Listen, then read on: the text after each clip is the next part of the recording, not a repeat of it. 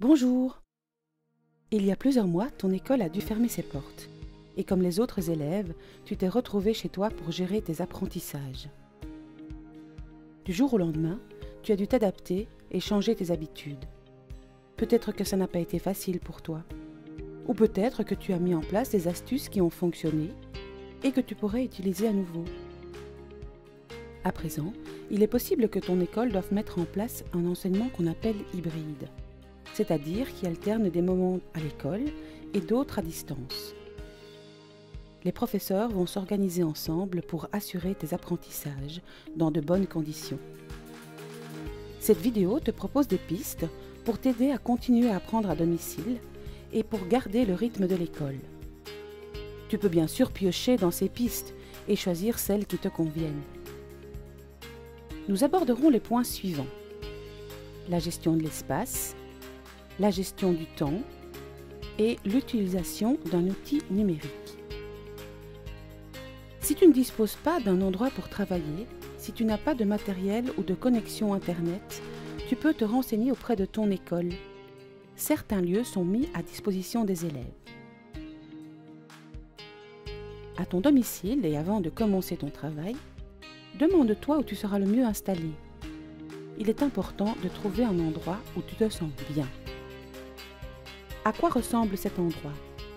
Est-il plutôt calme, animé, rangé ou en désordre?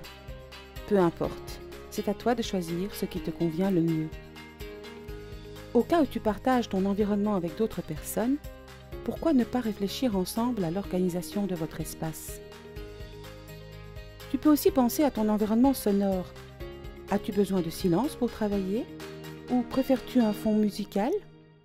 Ou encore travailler auprès d'autres personnes, même si elles font un peu de bruit?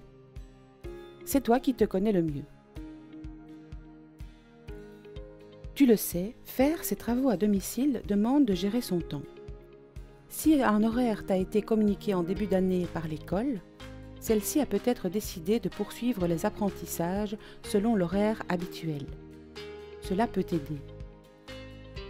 Quand c'est le cas, pour être prêt et connecté à temps, veille à t'organiser en fonction du rythme choisi par ton enseignant.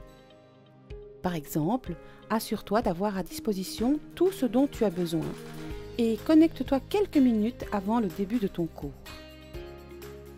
Ton professeur demande peut-être des travaux à remettre en temps et heure. N'oublie pas de consulter attentivement les consignes données et de les noter par exemple dans ton journal de classe. Tu en as l'habitude, le journal de classe structure la semaine. Si tu as un doute, n'hésite pas à demander à ton professeur de te réexpliquer les consignes.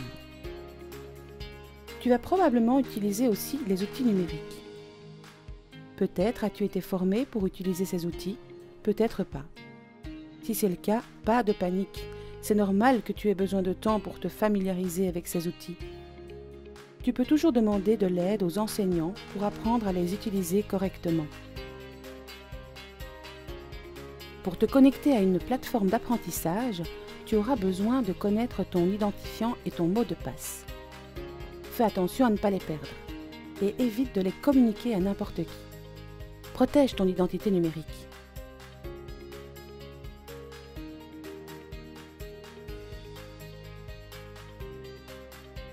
Parfois, tes enseignants utilisent des outils de visioconférence pour donner cours. Sache que la plupart des logiciels te permettent de choisir des arrière-plans variés pour préserver ton espace privé. Voilà, tu as découvert quelques pistes qui te permettent d'organiser tes apprentissages à distance. Ces pistes t'ont été proposées pour t'épauler dans cette nouvelle manière de fonctionner.